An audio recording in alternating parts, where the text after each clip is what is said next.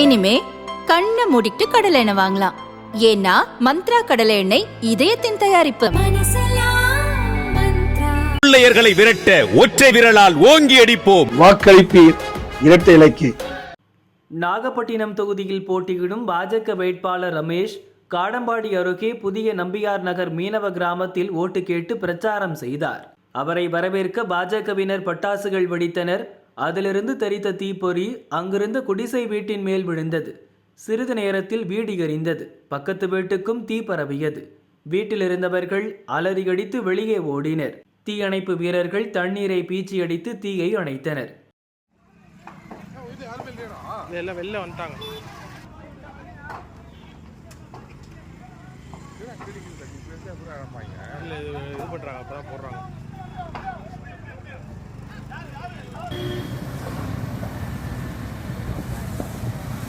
எனினும் பக்கிரிசாமி, சுப்பிரமணிய ஆகியோரின் குடிசைகள் முற்றிலும் எரிந்து போனது.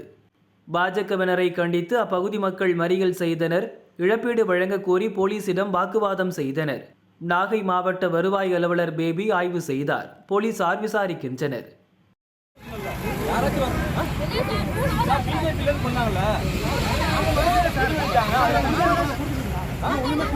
யாரு